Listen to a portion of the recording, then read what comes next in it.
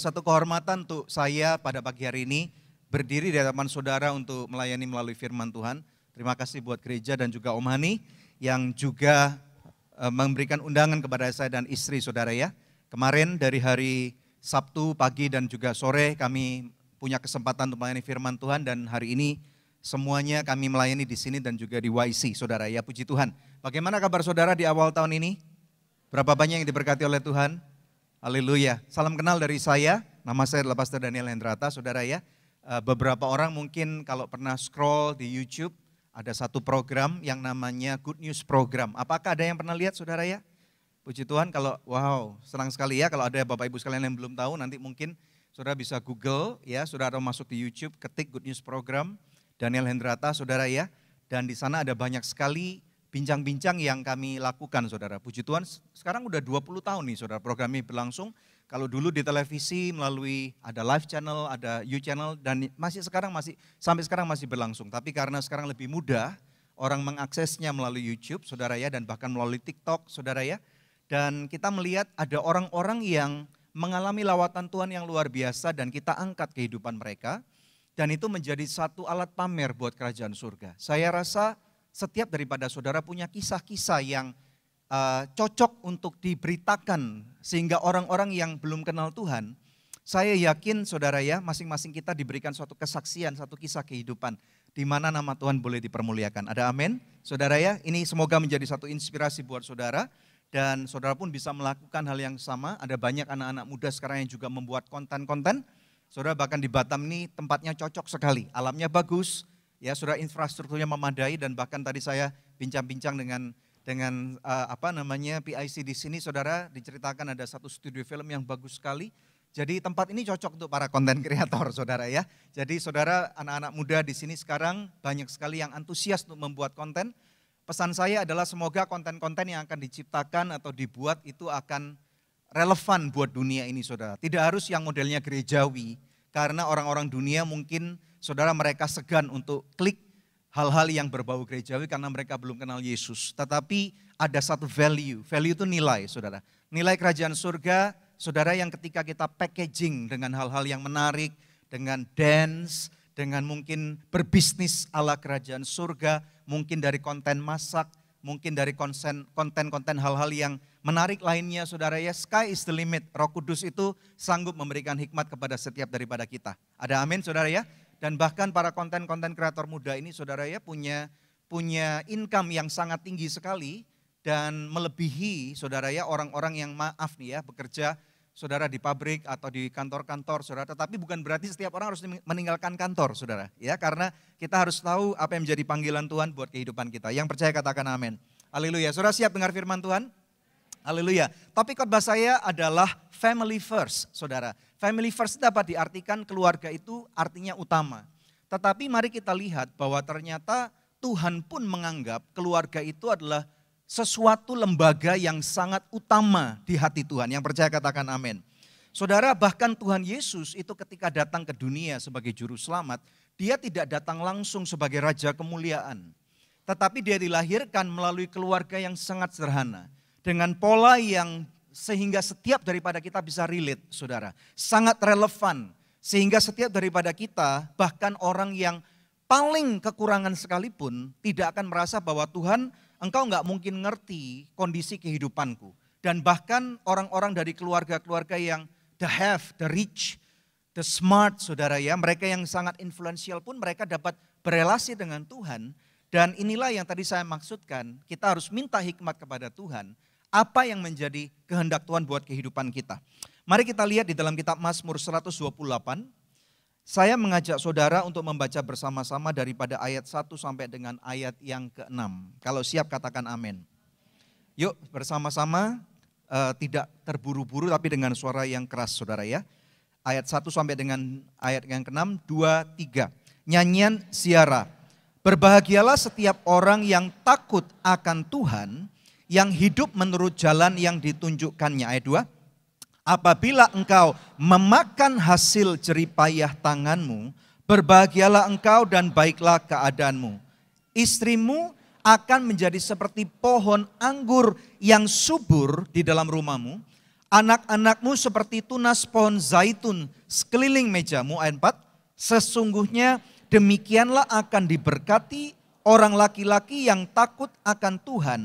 Kiranya Tuhan memberkati engkau dari Sion, supaya engkau melihat kebahagiaan Yerusalem seumur hidupmu. Ayat 6, 2, 3. Dan melihat anak-anak dari anak-anakmu, damai sejahtera atas Israel. Haleluya. Saudara, kita hidup dalam suatu zaman yang semakin lama semakin gelap. Dan gelapnya zaman ini tidak berelasi dengan terangnya lampu yang ada, saudara. Karena zaman sekarang kan listrik itu relatif sangat mudah didapat, betul nggak saudara ya?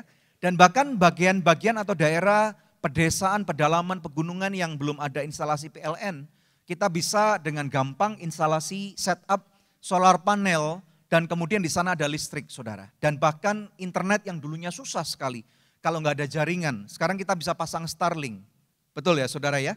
3 bulan yang lalu saudara kami membawa Starlink ke daerah pedalaman di rumah misi kami di Sulawesi Tengah, saudara. Menjangkau kepada orang-orang di Morowali Utara di atas gunung itu, saudara. Kami pasang Starlink. Sehingga guru-guru kami, saudara ya, murid-murid kami, mereka sekarang dapat melihat kondisi yang ada, mendekatkan dunia kepada mereka. Nah, tetapi sayangnya dengan percepatan informasi yang ada, tetapi semakin banyak orang yang tidak takut akan Tuhan. Betul enggak? Pertanyaannya sekarang, apakah mungkin, apakah bisa kita tetap hidup di dalam kebenaran Tuhan? Saya yakin jawabannya pasti bisa, saudara. Tetapi namun tergantung bagaimana kita mengelola kehidupan kita. Makanya Bapak Ibu sekalian, pagi hari ini saya rindu menyampaikan ada 3 poin penting yang saya berdoa biarlah ini akan memperlengkapi saudara sebagai satu konteks keluarga. Di dalam keluarga itu kan ada suami, ada istri, betul enggak ya? Walaupun beberapa daripada saudara mungkin belum punya keturunan, tidak apa-apa, ini pun keluarga inti, saudara. Namun kemudian ada di antara banyak kita yang punya anak, saudara. Saya punya 2 orang anak. Anak-anak saya udah relatif besar ya. Yang dewasa seorang putri udah berumur 25 tahun, udah bekerja di Singapura. Kemudian anak saya yang kedua berumur 15 tahun, masih remaja saudara ya. Dan masih tinggal bersama dengan kami di Jakarta saudara ya. Namun demikian setiap daripada kita punya peran yang kita harus mainkan. Setiap kita punya tanggung jawab. Dan lini-lini serangan daripada kegelapan untuk menyerang nilai-nilai kerajaan surga. Ini semakin lama semakin frontal, semakin lama semakin gencar. Betul enggak saudara? Nah ada 3 poin penting ini yang akan saya ambil, saya kulik dari ayat 1 sampai dengan 6 tadi ini saudara. Yang pertama adalah menghidupi visi Tuhan. Katakan menghidupi visi Tuhan. Pertanyaan saya kepada Bapak Ibu sekalian, apakah saudara tahu apa yang menjadi visi Tuhan buat kehidupan saudara? Saudara tentunya kita nggak punya waktu untuk pertanyaan satu persatu. Namun pertanyaan ini mudah ditanyakan, jawabnya susah. Betul nggak saudara? Karena apa? Sebagian besar daripada orang-orang Kristen sekalipun yang sudah terima Tuhan udah cukup lama sekalipun, kadang-kadang masih mereka-reka apa sih yang menjadi visi Tuhan? Visi Tuhan bisa diartikan kehendak Tuhan. Tetapi visi Tuhan ini lebih kepada tujuan. Apa yang Tuhan kehendaki untuk kita lakukan dalam kehidupan ini. Kalau saya permudah, saya kerucutkan dalam konteks pernikahan saudara ya. Gereja saudara pada bulan ini lagi membicarakan banyak tentang family saudara. Ini penting sekali. Nah makanya saudara di dalam pernikahan sekarang, saya mau tanya kepada saudara yang sudah menikah. Boleh lihat tangannya yang sudah menikah berapa banyak? Puji Tuhan, cukup banyak ya. Yang belum, angkat tangan coba. Oke, ada juga saudara ya. Nah sekarang pertanyaan yang ketiga, siapa yang bingung? Yang sudah menikah angkat tangan, yang belum angkat tangan, tapi yang ada juga yang gak angkat tangan saudara. Selalu ada 3 ini saudara ya. Puji Tuhan. Siapa yang sudah menikah tadi angkat tangan? Puji Tuhan, banyak ya puji Tuhan. Oke turunkan. Yang belum menikah angkat tangan? Oke tolong jangan diturunkan, naik dulu. Oke sekarang saling noleh saudara. Saling noleh. Nah pasang radar baik-baik. Karena saya percaya cari suami istri yang terbaik itu di gereja. Betul enggak? Jangan di mall. Apalagi di tempat main game itu saudara, bahaya. Apalagi jangan di tempat karaoke, betul enggak? Jadi cari pasangan hidup yang terbaik di gereja. Karena apa saudara? Walaupun ada orang yang bilang, namun Pak, di gereja itu kan seperti rumah sakit. Ya, Yesus berkata, orang sehat tidak perlu Tuhan, orang sehat tidak perlu dokter. Berarti kebanyakan kita yang datang ke gereja itu mungkin karena kesadaran kita perlu Tuhan, atau yang kedua karena kita punya masalah besar. Betul ya saudara ya, enggak apa-apa. apakah kita sudah sembuh dari problema kita ataupun belum, tetapi saya tetap percaya lebih baik cari pasangan hidup di gereja. Yang percaya katakan amin. Saudara ya, jadi sama-sama kita belajar. Makanya itu, menangkap visi. Apa yang menjadi alasan saudara menikah dengan pasangan hidupmu itu? Apakah karena cinta saja? Cinta ini pun bisa di breakdown menjadi beberapa hal kan saudara ya. Ada yang cinta cuman karena perasaan, nafsu. Ya saudara, tahu nggak saudara, yang namanya perasaan cinta itu bisa luntur loh. Kalau Bapak Ibu sekalian belum tahu, ini adik-adik yang masih muda belum tahu, izinkan abangmu ngasih tahu ini saudara ya. Saya sudah menikah 27 tahun ini saudara ya. Anak saya kan 25 saudara ya. Jadi rasa cinta, perasaan itu bisa luntur. Karena ketika cinta itu lagi menggebu-gebu, katakan cinta yang menggebu-gebu. Kita itu di dalam otak manusia itu tersiram hormon-hormon cinta yang sangat kuat. Namanya oksitosin saudara. Yang ini seringkali ketika itu digempur oleh perasaan cinta itu saudara, mata kita jadi buta. Makanya orang bilang cinta itu buta, betul enggak? Betul ya? Betul ibu-ibu sekalian? Ya? Yang kalau sekarang noleh, aduh ampun deh gitu. Tetapi orang bilang cinta itu buta, tai kucing rasa. Saya tidak tahu rasa apa. Kalau saudara bilang rasa coklat mungkin pernah nyoba nih saudara. Saya sih nggak pernah nyoba. Namun beberapa orang yang nyoba katanya kayaknya rasa coklat. Saya sih nggak percaya rasa coklat. Saudara jadi berhati-hati ya. Kalau engkau lagi cinta yang menggebu-gebu, seringkali kita tidak mendengarkan nasihat orang lain. Terutama orang tua kita. Kita pikir apalah saudara ya. Namun demikian saya berdoa. Sekarang saya kembali kepada konteks firman Tuhan ini. Menghidupi visi Tuhan dalam pernikahan itu penting. Jadi makanya ketika saudara mau menikah, saudara harus lapor benar-benar ke gereja. Supaya saudara bisa dimentorkan dari konseling atau pengajaran pernikahan ini penting sekali saudara. Dan bahkan sekarang di gereja saya, saudara kami belajar ada satu alat ukur namanya proyeksi.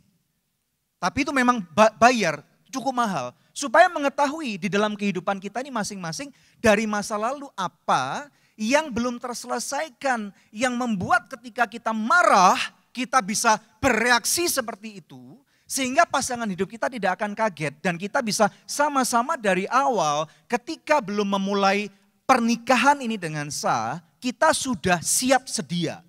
Sudah pasang kuda-kuda saudara. Memang sebaiknya tidak atau jangan menikah kalau tidak ada cinta saudara. Karena cinta ini sangat diperlukan sekali. Namun demikian kalau satu pasang suami istri ini bersedia memasuki pernikahan dengan berdoa dan bertanya kepada Tuhan. Tuhan kami mau menikah dan kami minta Tuhan tujuannya apa ini kami menikah. Itu penting sekali saudara. Kenapa demikian Bapak Ibu sekalian? Karena saudara dari kemarin kami juga sudah ajarkan bahwa pernikahan orang tua, saya sudah punya 2 orang anak, saudara punya anak-anak. Pernikahan saya menjadi pola patron bagi anak-anak saya. Suka ataupun gak suka. Pola patron dari pernikahan orang tua saya itu menjadi pola patron saya. Dan saya akui ada beberapa kesalahan-kesalahan yang saya tiru dari orang tua saya saudara. Nah sekarang ini masalahnya gini saudara. Dengan kondisi kekristenan yang sekarang sudah jauh lebih maju, lebih baik. Kita nggak menjadi kata dalam tempurung. Saudara makanya kita nggak boleh lagi merasa bahwa kita ini korban. Ya saudara play victim dari korban masa lalu orang tua kita. Yang sudah ya sudah. Saudara dan saya kita tidak dipanggil untuk merubah masa lalu, betul enggak? Masa lalu itu in the past, sudah lewat, sudah terjadi.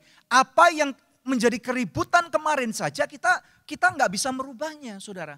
Makanya itu kalau saudara merasa bahwa orang tuamu memberikan patron yang tidak baik.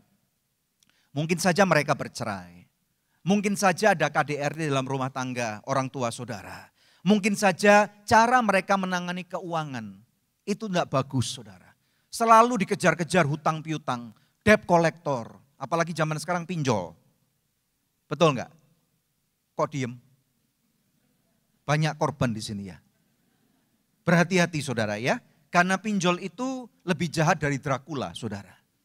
Ya saudara, jadi kalau nabung di bank aja deposito setahun kira-kira mungkin 4-6% sekarang, 1 tahun. Pinjol itu 1 bulan bisa hampir mungkin 70%, saudara. Bagaimana caranya saudara bisa mengembalikan?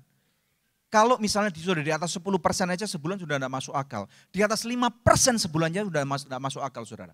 Ini bagaimana kalau 20, 30, 50%? Sudah tidak masuk akal. Makanya Bapak Ibu sekalian, kalau kita melihat bahwa pola patron yang diberikan oleh orang tua kita tidak baik, maka sekarang saudara harus mulai berdoa. Tuhan, kalau memang sudah menikah, Tuhan, aku minta berikan aku visi yang jelas. Supaya apa? Supaya kami tidak mengulangi kesalahan yang sama. Yang mau katakan amin. Di ayat 1 tadi, kita lihat kembali pada konteks firman Tuhan. Firman Tuhan dimulai bagus sekali, dikatakan berbahagia. Katakan berbahagia. Siapa yang mencari kebahagiaan? Saudara, kebahagiaan itu di dalam bahasa aslinya itu sama dengan diberkati. Dalam bahasa Inggris dikatakan kalau saudara punya Alkitab bahasa Inggris dan pernah membaca dikatakan selalu dimulai dengan kata-kata blessed. Blessed are you. Kata-kata berbahagia ini artinya diberkati. Nah saudara, orang pikir di dunia ini kalau uangku banyak aku bahagia. Betul enggak? Oh, di sini enggak ada yang mau punya uang banyak ya. Kalau aku tampan aku berbahagia. Kalau cantik berbahagia. Kalau followerku banyak aku berbahagia. Kalau mobilku bagus aku berbahagia. Aku punya pabrik aku berbahagia. Betul apa betul? Ini kan cara pandang dunia. Apakah ini salah? Tidak mutlak salah. Karena kita nggak boleh naif sebagai anak Tuhan. Bahwa segala sesuatu di muka bumi ini memang sangat diperlukan uang. Betul nggak saudara? Halo? Saudara bisa pakai baju yang bagus, sepatu yang nggak kelaparan, nggak mengap itu saudara. Itu perlu uang.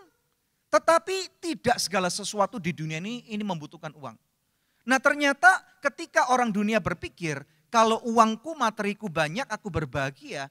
Ternyata saya menemui banyak sekali orang-orang yang sudah mendapatkan semua yang tadi kita katakan itu. Ternyata mereka tidak berbahagia. Karena ternyata sumber kebahagiaan itu bukan dari benda-benda materi saja.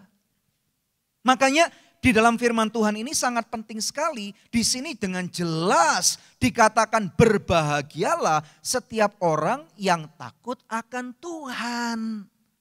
Jadi saudara, kata-kata takut akan Tuhan ini pun bukan memandang Tuhan sebagai seperti mandor yang siap mencutin kita. Tetapi kata-kata takut ini lebih di dalam respect, menghormati, menghargai. Selagi kita tahu hidup di dunia semakin lama semakin gelap. Dan saudara dan saya orang-orang yang masih bergantung kepada Tuhan. Mari saudara, saya katakan jangan menyerah. Yang percaya katakan amin. Kita hidup di satu republik, orang plesetkan dengan nama Konoha. Saudara sudah ngerti ini, betul kan? Ketika kejahatan sekarang terdelusi menjadi sesuatu, paling cuma di penjara 3 tahun. Betul nggak? Kalau korupsinya ratusan miliar jangan nanggung-nanggung. Triliun sekali. Karena penjaranya cuma 3 tahun, cuma 6 tahun. Saudara, ini loh yang terjadi pada zaman sekarang ini. Zaman kegelapan di mana orang tidak lagi takut akan Tuhan. Yesus berkata, apa artinya kamu mendapatkan triliunan, mendapatkan satu pulau, mendapatkan kapal pesiar, pesawat pribadi, kalau kamu kehilangan keselamatan. Yang percaya katakan amin. Saudara pernah enggak dengar cerita orang yang mau mati, kemudian bingung mobilnya nanti siapa yang merawat? Anjingnya siapa yang merawat? Saudara, enggak ada saudara. Tetapi orang yang sudah akan mati, yang mereka pikirkan adalah apakah selama hidup mereka sudah melakukan hal yang mulia enggak? Mereka sudah berbahagia belum? Apakah mereka hubungan dengan istrinya sudah pulih belum? Apakah anak-anaknya mau mengampuni dia enggak, saudara? Betul enggak? Kita lebih sering mendengarkan kisah-kisah ini. Ada banyak orang-orang yang menyesal di menit-menit terakhir kehidupannya karena ternyata kekayaannya tidak bisa menambah. Ini yang Yesus katakan, satu hari, satu langkah di dalam kehidupannya. Yang percaya katakan amin. Makanya saudara, mari izinkan saya mengingatkan, hidup dan matinya kita, firman Tuhan mengatakan ada di ujung lidah kita. Tuhan yang menulis kehidupan kita. Kita boleh hidup sehat, tetapi hidup sehat tidak menjamin panjang umur. Bukan berarti kita hidup asal-asalan dong. Percuma saudara sampai umur 90-99 tahun, tetapi 40 tahun saudara stroke. Halo, ada amin. Pak, kalau gitu mulai sekarang saya makan es krim terus, minum manis-manis terus. Boleh enggak? Menikmati sesaat boleh, tetapi siap-siap kencing manis, saudara. Kalau kencing manis yang rugi siapa? Kualitas kehidupan saudara akan drop. Saudara tidak akan bisa berfungsi sebagai suami dengan optimal. Tidak bisa membahagiakan keluarga saudara. Kalau luka kakinya harus diamputasi. Apakah itu yang saudara mau? Yang tidak mau katakan tidak mau.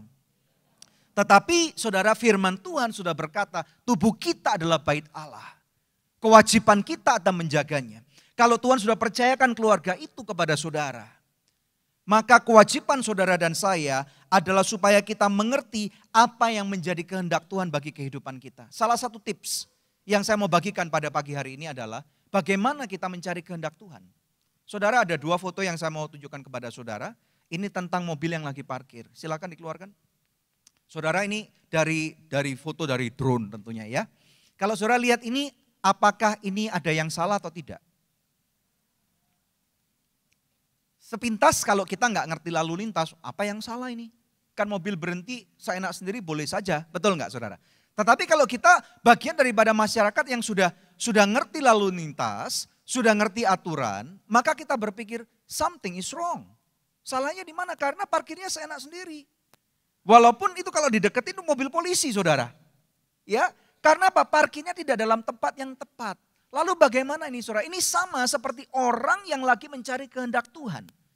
Bapak Ibu sekalian dengar baik-baik. Tuhan sudah memberikan satu fitur yang luar biasa kepada manusia. Saudara tahu apa itu namanya?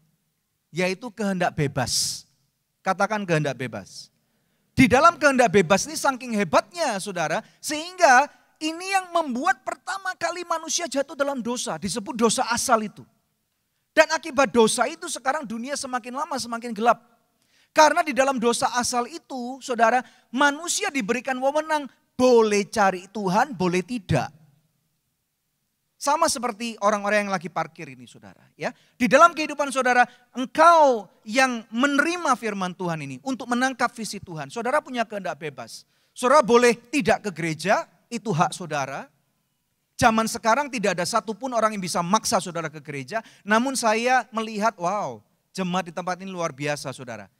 Dari tadi pagi jam 7, sekarang jam 10, semua sudah siap cari Tuhan nih. Yang percaya katakan amin. Siapa yang sungguh-sungguh cari Tuhan, kita berikan kemuliaan yang paling meriah buat Tuhan. Orang yang sungguh-sungguh cari Tuhan bukan cuma dengar firman Tuhan di gereja. Ada amin enggak? Tetapi ketika engkau di rumah, Senin, Selasa, Rabu, Kamis, Jumat, Sabtu, saudara baca firman Tuhan enggak? Kenapa sih Pastor Daniel? Kenapa aku harus baca firman Tuhan? Supaya saudara ngerti rambu-rambunya.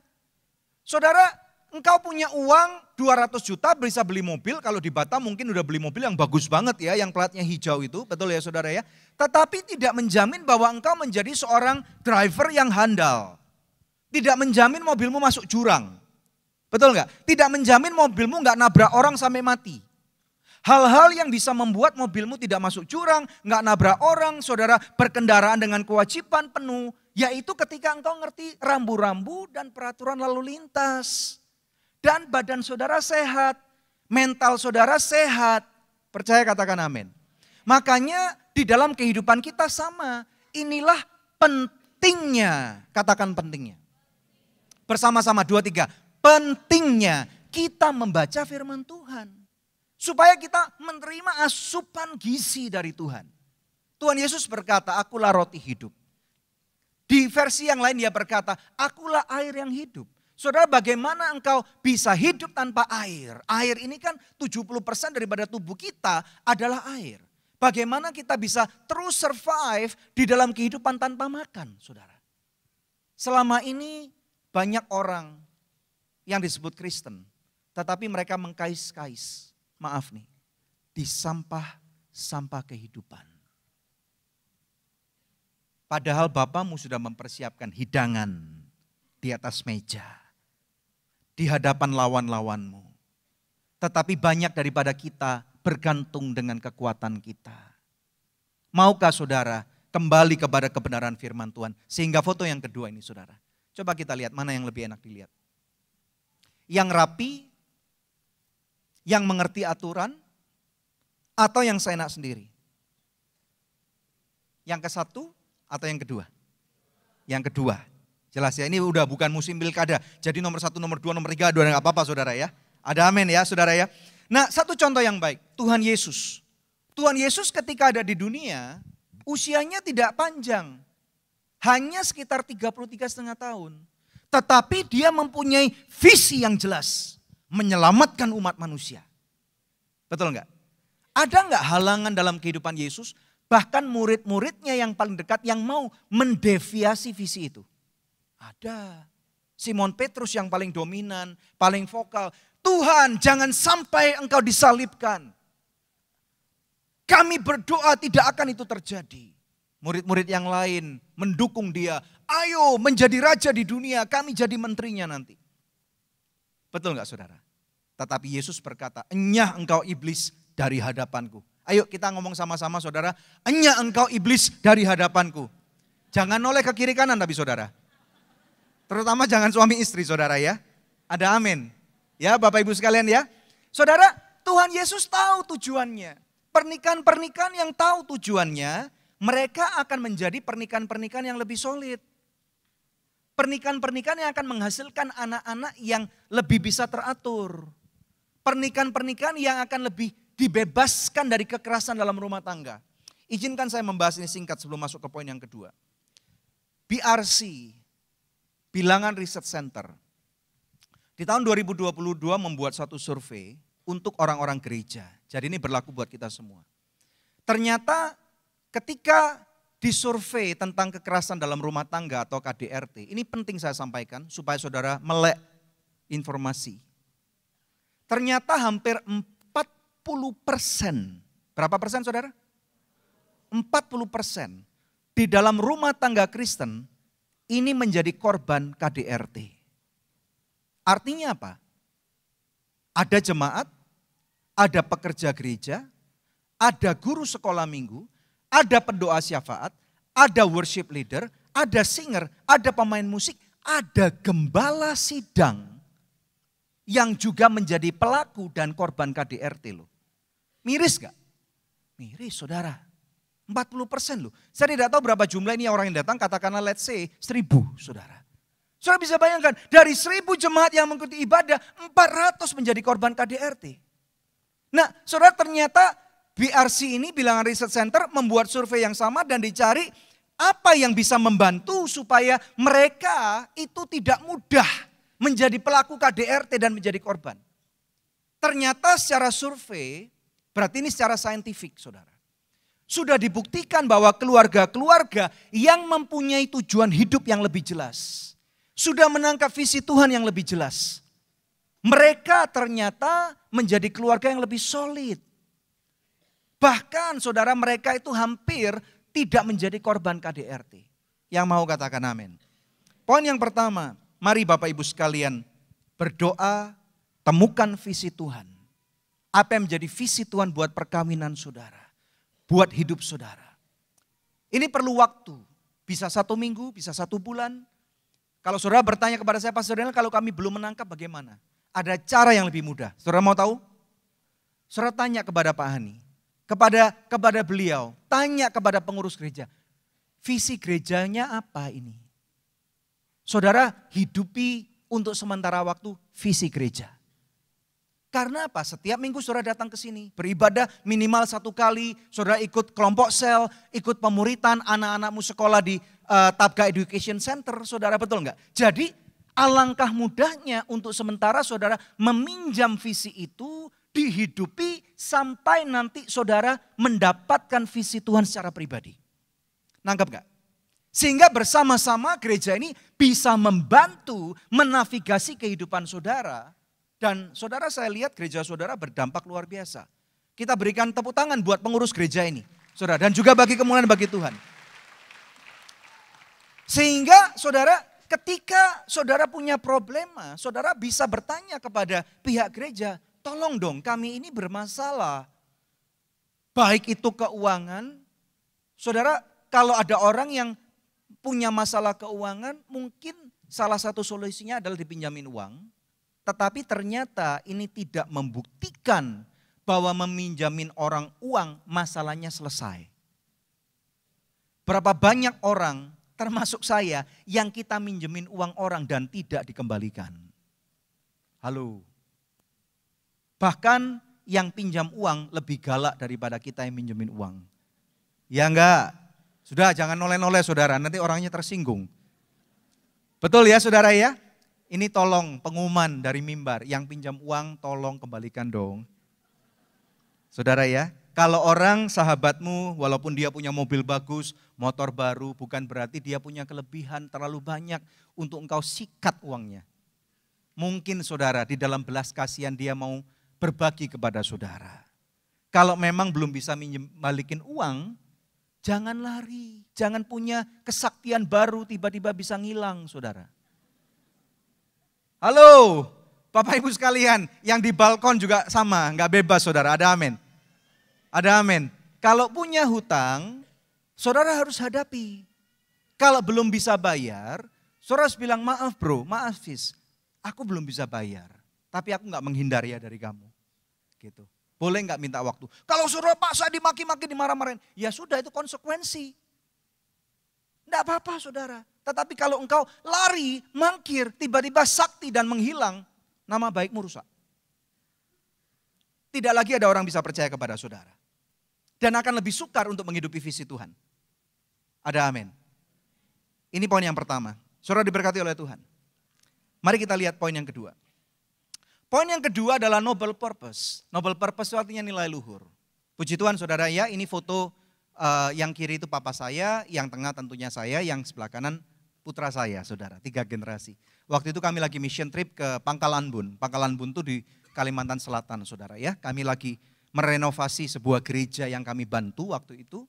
Dan hari peresmian dan anak saya lagi libur, saya ajak anak saya supaya dia tahu apa yang papanya lakukan. Ini penting saudara ya. Supaya ketika dia bertumbuh kembang, dia mempunyai satu memori yang dalam bahwa papanya ini melakukan sesuatu dan dia tahu dan dia terlibat di dalamnya.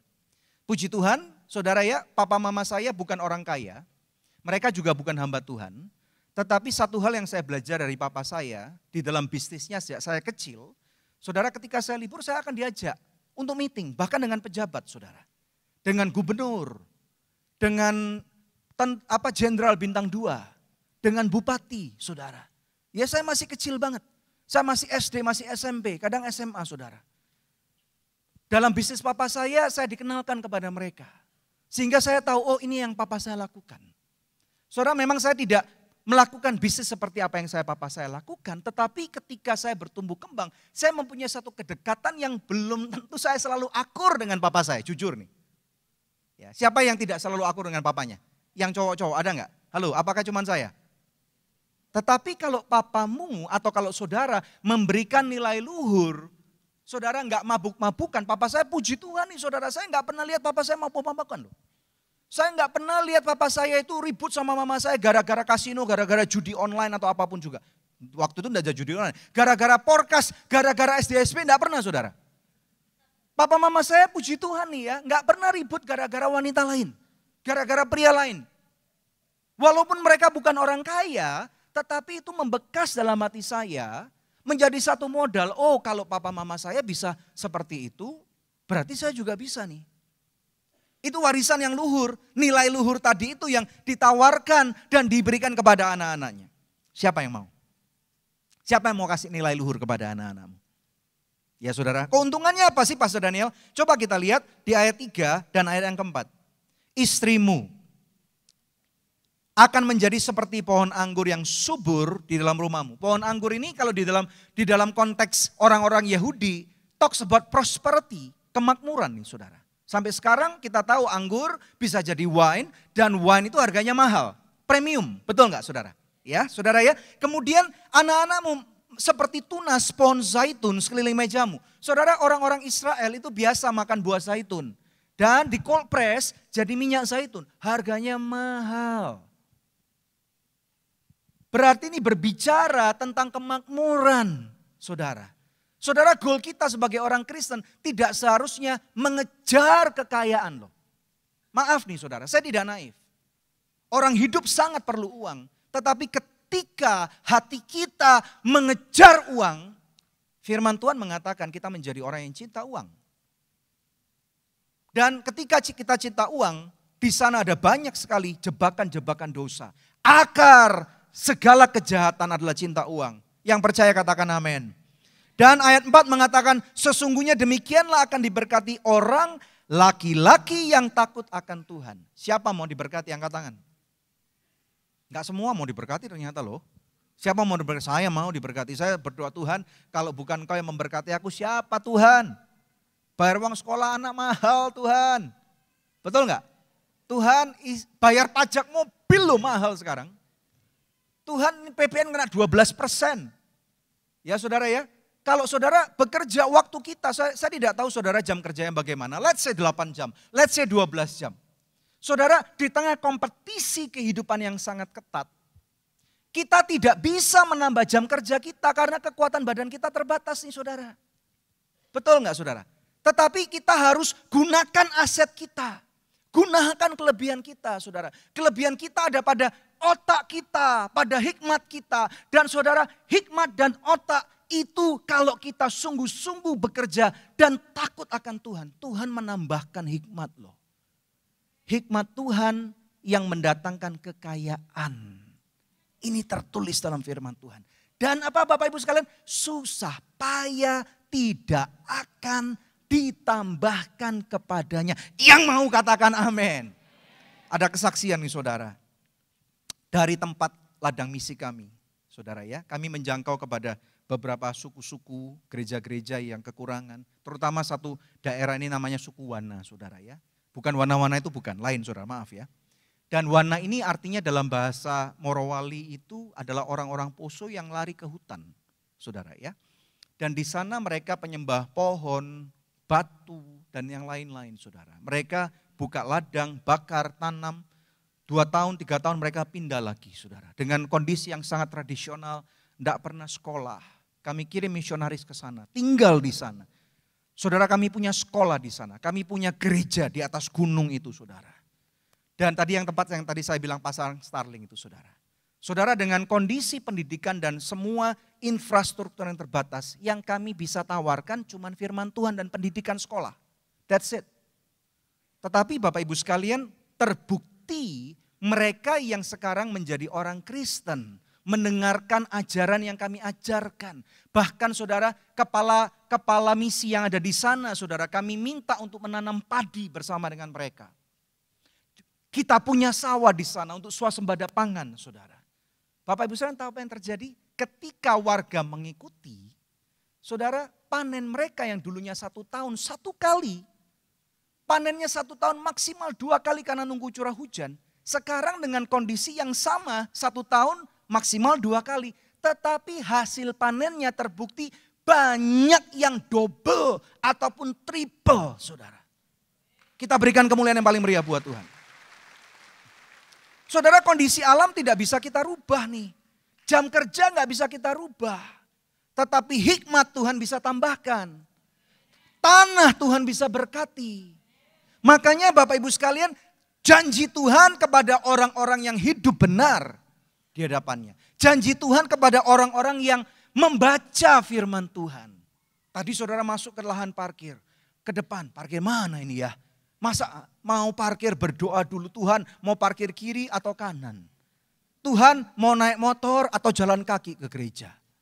Saudara Tuhan tidak di dalam bisnis untuk micromanage saudara.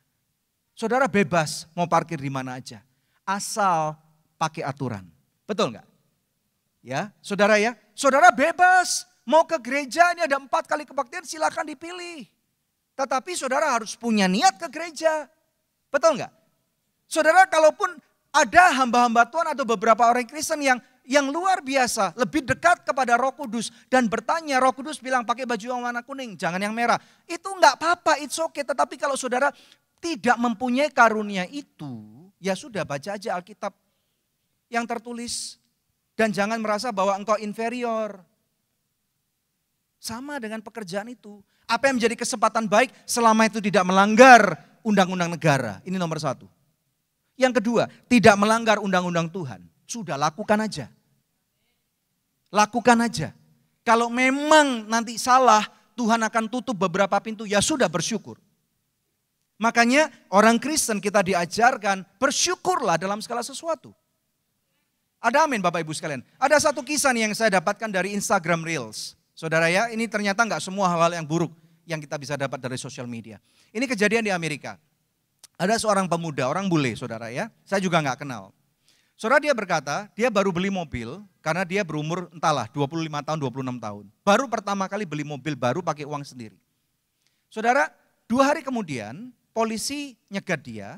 Karena saudara perlu tahu kalau di Amerika itu mobil baru bisa langsung kita datang ke dealernya kalau stoknya siap. Kita langsung pulang bawa mobil itu, nggak perlu inden 1 minggu, 2 minggu, nanti daftar dulu. Nggak perlu, jadi mobil kita bisa bawa tanpa plat nomor. Kan nggak ada plat nomor nih saudara, tetapi ada STNK, ada BPKB-nya, ada registration orang bilang.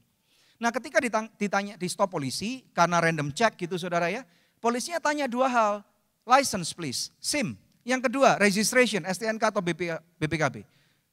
SIM-nya ada, STNK-nya ada, BPKB-nya jelas ada, saudara, karena itu pink slip. Pink slip itu bukti kepemilikan, nggak seperti kita dalam buku gitu. Cuman selembar saja saudara. Kemudian polisi tanya yang ketiga, insurance please, asuransi mobilmu mana? Nah ini dia belum beli karena baru 2 hari. Dan polisi bilang, dia berdoa, ketika polisi nyetop dia berdoa, Tuhan tolong Tuhan supaya aku dibebaskan oleh polisi itu. Nggak ditilang. Dia lupa kalau dia nggak punya asuransi. Dan polisi bilang, oke, aku nggak tilang kamu, cuman warning. Warning itu peringatan. Kamu nggak akan ditilang karena kamu belum punya asuransi mobil. Kalau nabrak orang itu di sana mahal. Saudara, ke bengkel juga sangat mahal. Sejam bisa mungkin $30-50. Saudara, dan kalau kerusakannya bisa sampai ribuan dolar, siapa yang bayar? Apalagi kalau sampai ada yang fatal, kematian. Jadi gimana nih Pak? Dia tanya, oke, kamu nggak akan aku tilang. Tetapi mobilmu tidak boleh dikemudikan, parkir di pinggir jalan tempat yang aman, ya sudah. Aku kasih waktu beberapa hari boleh ambil kalau asuransinya sudah dibeli. Clear ya? Dia bilang oke, aku pulang, 2 hari kemudian dia beli asuransinya. Dan dia bilang gini, kalau polisi tidak nangkep aku, mungkin aku lupa. Karena banyak orang punya kebiasaan buruk untuk menunda. Dia bilang bisa-bisa mungkin 1 minggu, 1 bulan, 3 bulan baru beli asuransi. Saudara, you know what? Setelah dia dibeli asuransi, diambil mobilnya kan saudara.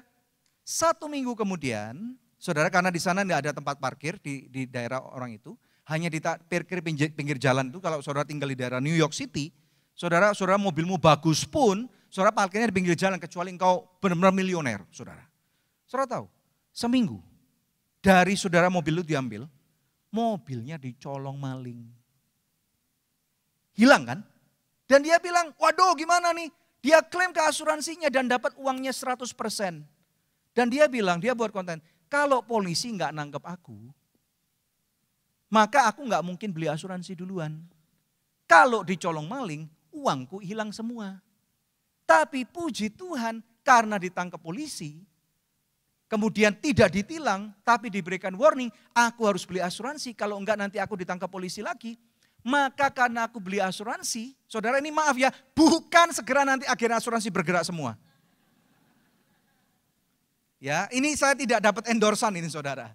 Ya, kemudian dia bilang bahwa karena sekarang dia sudah punya asuransi, dia dapat pengembalian. Tuhan bekerja secara misteri. Saya berdoa, ketika Tuhan mengizinkan beberapa pintu tertutup, jangan marah dulu kepada Tuhan. Mungkin itu kebaikan bagi saudara. Mungkin ada pintu-pintu lain yang lebih baik, yang kau nggak aware, nggak sadar. Karena apa? Tuhan mau memberkati laki-laki yang takut akan Tuhan. Apakah cuma laki-laki Pastor Daniel? Enggak, cuman yang dablek itu laki-laki biasanya. Yang keras kepala, yang tidak mau dengar-dengaran biasanya laki-laki. Tetapi alangkah baiknya kalau yang laki-laki dengar firman Tuhan, ada amin. Yang perempuan takut akan Tuhan, ada amin. Anak-anaknya pun berjalan dalam kebenaran Tuhan, amin. Siapa yang mau generasi demi generasi itu berjalan di dalam kebenaran Tuhan, katakan amin. Kita berikan kemuliaan yang paling meriah buat Tuhan Yesus Kristus, haleluya. Poin yang ketiga saudara, ini penting sekali. yaitu memperbaiki generasi. Katakan bersama dengan saya, memperbaiki generasi. Saudara, tadi saya sudah ungkapkan singkat, saya tidak bisa menyuruh orang tua saya merubah hal-hal yang dia pernah lakukan. Tidak bisa, saudara. Tetapi apa yang sudah terjadi itu bagian daripada masa lalu yang menjadi pelajaran yang sangat berharga sekali. Makanya Bapak Ibu sekalian, ketika poin yang ketiga ini di ayat 5 dan ayat 6, kiranya Tuhan memberkati engkau dari Sion supaya engkau melihat kebahagiaan Yerusalem seumur hidupmu. Kenapa Yerusalem? Karena bagi orang Israel Yerusalem itu pusat di mana Tuhan tinggal. Tetapi kita tahu sekarang dalam perjanjian baru bukan cuma di Yerusalem. Di Yohanes 4 Tuhan Yesus sudah mengupgrade ini. Di mana ada pujian penyembahan. Di situ ada anak Tuhan. Tuhan itu maha hadir. Ada amin enggak? Tuhan tidak bisa meninggalkan anak-anaknya. Saking sayangnya. Kalau saudara punya anak, saya punya beberapa staf di kantor yang masih punya anak-anak kecil. Dan karena suami istri kalau di Jakarta dua-dua harus bekerja, mungkin di Batam juga ya saudara. Harus dititipkan di daycare center. Jakarta sekarang banyak saudara. Dan di daycare center itu ada fasilitas yaitu CCTV. Saudara, saking sayangnya karena kita dengar banyak berita-berita miring, anak-anak yang diselewengkan, saudara disakiti di daycare center kan. Maka orang tua yang kerja selalu di pinggirnya ada CCTV kameranya nyala. Betul enggak? Padahal ini kan bukan Tuhan loh. Tetapi orang tuanya seakan-akan maha hadir. Apalagi Tuhan. Betul enggak? Tuhan tidak mungkin meninggalkan saudara. Tuhan saking sayangnya sama saudara. Dia kirimkan putranya yang tunggal. Supaya apa? Kita yang hidup di dalam kesia-siaan. Kita pun akan didengarkan. Kita pun akan dilawat oleh Roh Kudus. Saudara, dikatakan supaya engkau melihat kebahagiaan Yerusalem seumur hidupmu. Yerusalem juga berbicara tentang family. Dari Yerusalem, Yudea, Samaria sampai ke ujung bumi. Dan ayat 6 dikatakan, dan melihat anak-anak dari anak-anakmu. Saudara, ini berbicara tentang panjang umur. Longevity, saudara. Saudara, orang-orang yang panjang umur karena mereka hidup benar di hadapan Tuhan. Saudara, sangat menyakitkan ketika kita di masa tua ternyata melihat anak-anak kita tidak takut akan Tuhan. Melihat ada anak-anak yang lesbianisme, homoseksual. Betul enggak saudara? Ada anak-anak yang kemudian masuk dalam penjara. Saudara, kita enggak mau melihat itu semua. Makanya sekarang, katakan sekarang, kita berkewajiban memperbaiki generasi kita. Yang mau katakan amin saudara. Kalau dulu saudara misalnya bertumbuh kembang dalam rumah tangga orang tua yang sangat keras. Main tangan, main kaki, main mulut saudara. Sumpah serapah. Dan saudara tahu sekarang bahwa hal itu tidak baik. Katakan tidak baik. Sekarang saudara punya kewajiban untuk tidak melakukan itu pada anak-anak saudara. Tidak melakukan itu pada istrimu. Tidak melakukan itu kepada suamimu. Tidak melakukan kebodohan-kebodohan sambil mukulin diri saudara di depan cermin. Itu bukan gambaran orang-orang yang takut akan Tuhan. Kalau saudara salah, jangan selalu bilang, ya kamu yang salah. Peraturan pertama, ini mitos-mitos. Peraturan pertama, papa nggak mungkin salah. Peraturan kedua, anak pasti salah. Kalau peraturan ketiga, mama dan anak salah, lihat peraturan satu. Saudara ya, sama istri juga gitu kan. Istri katanya nggak pernah salah kan saudara ya. Mari Bapak Ibu sekalian, tidak ada satupun daripada kita yang imun terhadap dosa dan kejatuhan. Tetapi masing-masing kita kalau pagi hari ini mendapatkan pengingat dari Tuhan. Saudara, izinkan Roh Kudus mengaduk-ngaduk hati saudara pada pagi hari ini. Kalau ada hal-hal yang perlu dibereskan dengan pasangan hidupmu, mungkin semalam ribut. Mungkin seminggu ini saudara udah nggak ngomong sama anggota keluargamu. Saudara sebagai hamba Tuhan izinkan saya mengingatkan, berhentilah melakukan itu. Saya pun pernah ribut dengan istri saya, tapi kalau sudah Roh Kudus mengingatkan, nggak perlu kayak gitu, nggak perlu berlebih-lebihan, nggak perlu lebay gitu loh. Emang kalau lu nggak ngomong, lu akan lebih bahagia? Saudara, jangan sampai kita berpikir, nanti gue cari istri lagi, gue cari suami lagi, cepatlah mati. Saudara, apakah engkau akan lebih bahagia dengan kondisi seperti itu? Tidak. Atau anak-anak berpikir, entahlah 2 tahun lagi aku keluar gak akan pulang. Saudara, apa yang kita cari dalam kehidupan ini? Ada amin saudara. Di sini banyak orang-orang yang merantau. Pulang dari gereja nanti. Terutama kalian yang merantau, hubungin orang tuamu. Kamu yang sudah mungkin terakhir menghubungi orang tuamu waktu pas Natal, itu pun signalnya putus. Apa? Signalnya putus. Nanti ditelepon orang tuanya. Mau nggak? Kok diam? Ada amin saudara ya. Saudara, mari kita bersama-sama, kita mengingat akan kebaikan Tuhan. Dan saya berdoa biarlah mendengar firman Tuhan ini. Ada 3 poin tadi sebagai penutup saya mengingatkan. Silakan kembali pemain musik. Poin yang pertama adalah mencari visi Tuhan. Dengan mengenal visi Tuhan, kita akan berjalan lebih teratur, lebih terarah. Mendengarkan kebenaran Tuhan yang selalu secara konstan berbicara dengan kuat dalam hati kita.